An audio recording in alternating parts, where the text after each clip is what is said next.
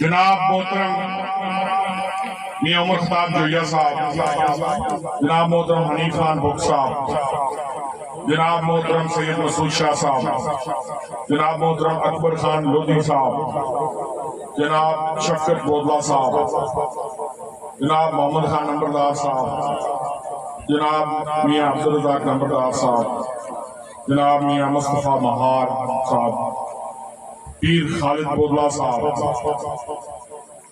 और मेरे नाल बहावल नेहरू आए, सिटी काउंसलर साजिद अयूब साहब, साबका सिटी काउंसलर चौधरी अफजल साहब, अयूब आलम साहब, ख्वाजा जुल्फान साहब और मुस्तफा प्राचा साहब और इत्थे आए हुए मौजा वजीरपुरा, मौजा नवाजपुरा, मौजा हाफज वाला, मौजा रहमान टुगेरा दी तमाम बिरादरियां दे नुमाइंदे ते मुअज़्ज़िन तमाम लोगों नूं मेरा सलाम अर्ज़ है और तुहाडे आमन दे इत्थे मेरे तुहाडे दरमियान मौजूद होने ते मैनू बड़ा फख्र है कि मैं तुसीं इतना अच्छा प्रोग्राम तरतीब दिता तो मैं तुहाडे दरमियान मौजूद हां। इस इस महफिल के मेजबान मियां यूनुस लंगाएगा साहब, अमजद नजीर जोया साहब, मियां इकबाल साबका कौंसलर फौजी असर भंडारा साहब, उन्होंने का भी मैं तहे दिल नाल मशहूर हाँ कि उन्होंने इस खूबसूरत महफिल को सजाया। अच्छा जी, हुण तुहाडे दरमियान हाज़री हुई है इलैक्शन तो बाद, चूंकि तुसां मुहब्बत फड़े मियां आलमदार साहब तुहाडे MNA मुंतखब होए ने, साढ़े सारा दे छोटे भाई हैं, तुहाडे छोटे भाई हैं। अर्ज है कि पिछले 5 साल जिहड़े सन चूंकि साडे ओपोजिशन च गुजरे ने ते हुण अल्लाह ने साडे ते फजलो करम कीता है ते सानू MNA मुंतखब किया और सूबाई और मरकजी हुकूमत साडी पार्टी बरसे इकदार आई है, मुस्लिम लीग नून बरसे इकदार आई है। ये इलाका सब भुलाया नहीं है, इस इलाके की बेतहाशा महरूमियां उन्होंने पिछले दौर में भी जो असीं इकदार च आए हैं उन्होंने महरूमियां खत्म करने की कोशिश की है। हुण इस दे नाल नाल हुण भी साडी हुकूमत का मिशन है कि जिहड़ा दही इलाका खास तौर पर जनूबी पंजाब के इलाके हैं उत्थे तरक्याती काम जिहड़े वो ज्यादा किए जाएंगे, उत्थे लोगों के मसाइल का हल ज्यादा कढ़ा जाएगा, उत्थे ज्यादा उत्थे हुकूमत अपना पैसा खर्च करेगी। लेकिन एक साल जिहड़ा है इहदे विच जिहड़ी सूबाई हुकूमत ते वफाकी हुकूमत की तरजीह है कि मुल्क के अंदर महंगाई नूं कम किया जाए, मुल्क के अंदर खास तौर पर जी बिजली है इन बिल बड़े ज्यादा हो गए हैं, इस बिजली के बिलों के यूनिट की जी कीमत है इनू खत्म कम किया जाए ताकि आम आदमी अपने बिजली का बिल आसानी नाल अदा कर सके। ये मेजर फोकस है हुकूमत का, बिजली की जी कीमत है उन्होंने डाउन करने नाल नाल वो महंगाई जी है साड़ी रोजमर्रा की जी जरूरत ने, साडा सब्जी साडा करियाना इन्हां दी कीमतां भी कंट्रोल करना है, जिनके वास्ते हुकूमत ने बाकायदा पॉलिसी तरतीब दे दी है ताकि महंगाई जी है आम गरीब आदमी के वास्ते उसनों गरीब आदमी के दस्तर से लिया जाए कि वो अपने पैसे नाल अपनी जरूरियात खरीद सके। तुसी लोग जेडे हो इस गल तो मायूस नहीं होना कि ये जी मौजूदा हुकूमत है ये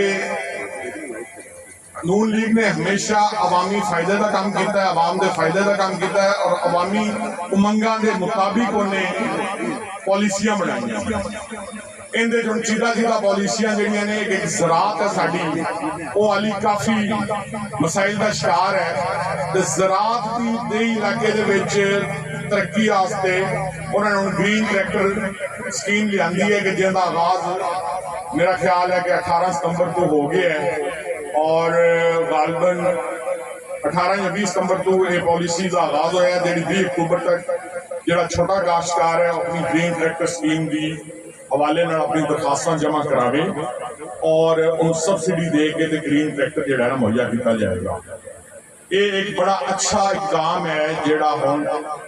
हुकूमत ने किसान वास्ते किया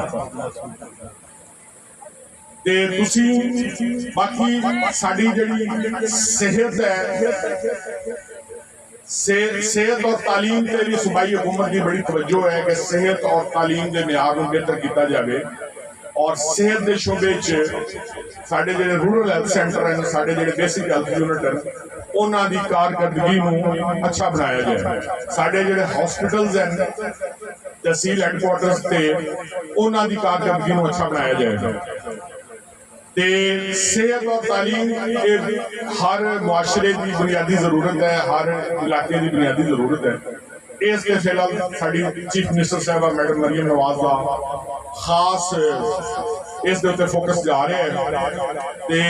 इस इन्होंने चीज़ों की बेहतरी लियादी जा रही है। बाकी ये कि साडा ये इलाका जिहड़ा है बेर वाला जिहड़ा ये शहर के भी करीब है और इनू पहले भी इनके हवाले नाल जिहड़े तरक्याती काम है उन्होंने हिस्सा मिला है। मजीद इत्थे जिहड़ी भी बेहतरी की जरूरत होएगी इत्थों के मुकामी लोगों की राय नाल उन्हां कोलों उनकी तजावीज़ लैके उनके वास्ते MNA साहब के अपना प्लेटफॉर्म तो या उन्होंने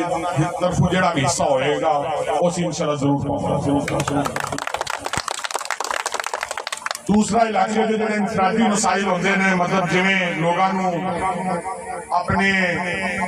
कोई पर्चा मलकीयत हो गया कोई दिल की दुरुस्तगी हो गई तो इन्हों वास्ते साडा दफ्तर बहावल नगर बाकायदा तौर पर एक्टिव है। उनके सरवर जोइया साहब साढ़े उत्थे हर वक्त मौजूद हैं। ये उत्थे तुसीं तशरीफ लियाओ किसी का कोई पर्चा मलकीयत का मसला किसी का कोई होर मसला कोई रजिस्ट्री का कोई इंतकाल का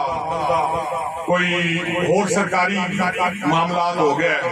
कोई पासपोर्ट किसे बनवाना है तो रहनुमाई भी तुहानू मिलेगी और तुहाडे काम वास्ते तुहाडी मदद भी होगी। ये बहावल नगर कैंप ऑफिस मोहम्मद सरवर जोइया जिहड़ा है ये साडा उत्थे मौजूद है और मेरा अपना राबता नंबर भी है तुहाडे कोल अगर तुहानू मेरे नाल राबता करने की जरूरत होवे तो तुसीं जरूर करो ताकि मैं भी तुहाडी रहनुमाई ते मदद कर सकां। ते बाकी हर काम वास्ते हर अच्छे वक्त को लियान वास्ते कुछ सबर और हौसले की जरूरत होती है और उनके विच इंसान बाकायदा तौर पर ये समझे कि साडा हौसला और सबर जिहड़ा है सानू अगे लैके जाता है।